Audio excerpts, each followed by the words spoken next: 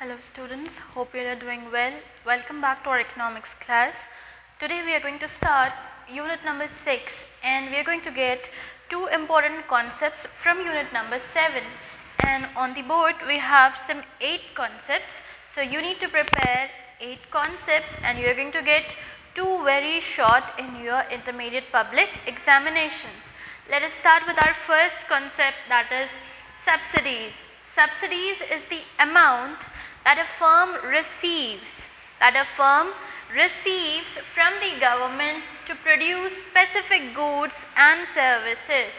Government bears such kind of cost incurred on production of goods. That means government will be giving certain amount of money to the firms or individual to produce some goods and services. That amount which the government gives to the firms and individuals is considered as subsidies. What are subsidies? The amount which the firms receive from government, to produce specific goods and services, and this subsidies is an expenditure, and this cost will be incurred only and only by the government. That means only government has the authority to sanction subsidies. Only government is having the authority to sanction subsidies. It is an amount which is given by the government to firms to produce some goods, that is nothing but subsidies. Then second concept is real per capita income. So how to calculate the real per capita income? The formula is real national income by total population. Now you don't know the meaning of what is real national income, but you have an idea what is national income. National income is nothing but the total value of goods and services produced in a country during a given period of time. This is the definition you have by hearted from your first year onwards, that this is called as national income. Then what is real national income? The continuous rise, the state of continuous rise or increase in national income can be termed as real national income. So the formula for real per capita income is real national income by total population. In this way you can calculate the real per capita income of a country. There are two things you require for calculating real per capita, that is you require real national income and also you require the total population.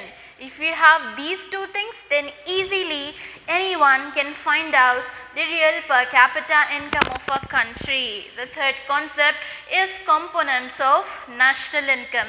Means national income comprises of what and what. It comprises of C plus I plus G plus X minus M.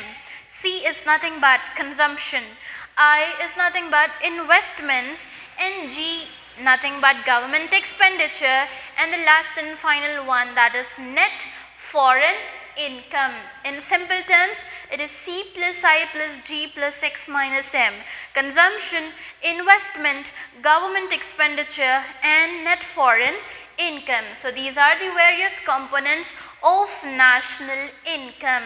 If you want to calculate the national income of a country, then you require these following 4 components. The next concept is depreciation.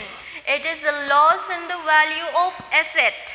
It is the loss in the value of asset because of continuous use or due to wear and tear of goods and services.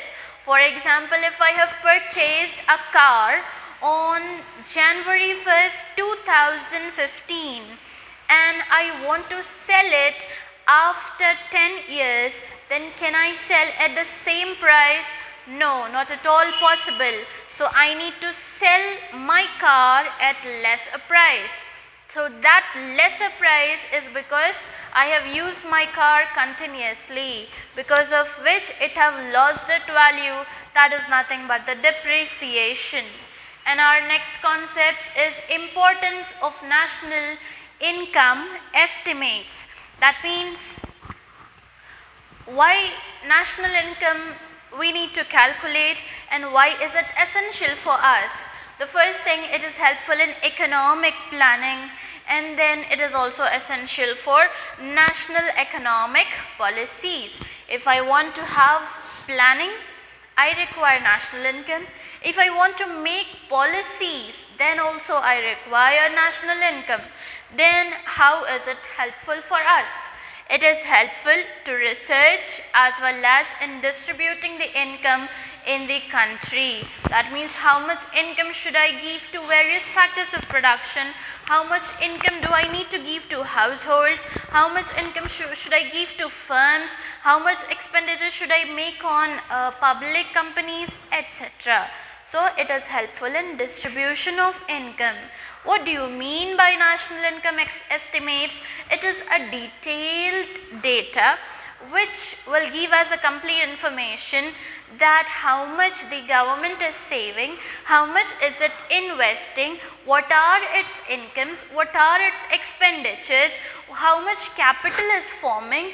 This is all nothing but national income estimates. So why is it essential? For economic planning and for economic policies. It also helps in research and also helps in distributing income in the country. The next thing is CSO, that is nothing but Central Statistical Organization. It has the responsibility to prepare the national income estimates. That means only the central statistical data have the authority to estimate national income in our country. No other authority have the responsibility of national income estimate. So who is the superior at the apex level? CSO, that is the Central Statistical Organization, which prepares the national income estimates. The next concept, how national income is estimated in India, means how do we estimate national income in India. After the independence, the Indian government have started the National Income Estimates Committee after independence. Then who were the persons in this committee? Sri P.C. Mahalanobis, then Dr. Gadgil and Dr. V.K.R.V. Rao. These were the persons who used to estimate national income under this National Income Estimates Committee. But later what happened? The responsibility has been given to CSO. Just now we have read Central Statistical Organization.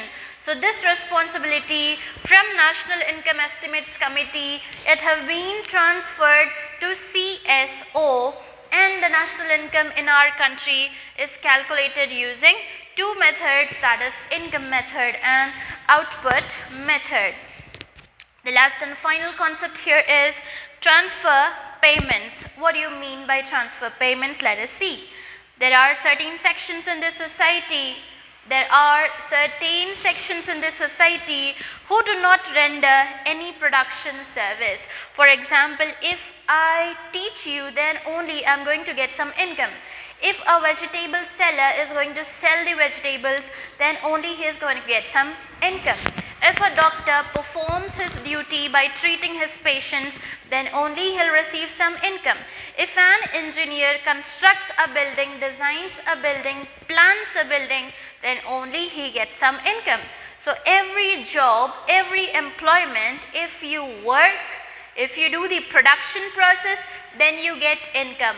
But there are certain sections in our society who do not render any service, but still they receive income. Such kind of income is called as transfer payments. For example, relief payments, interest payments to public debt, etc. Now what is meant by relief payment? It is a cash assistance which is given to the poor families or poor sections or distressed persons. Then interest payments, the interest which is charged on loans or credit which we give. So these are the incomes which you get without performing any production service. So we have completed nearly 8 concepts from unit number 7 2 are going to come in your exam. Prepare well, write it for 5 times and practice it and learn it only for 10 times. See you in my next class with some interesting topics from very short. Till that, stay home, stay safe and always keep practicing.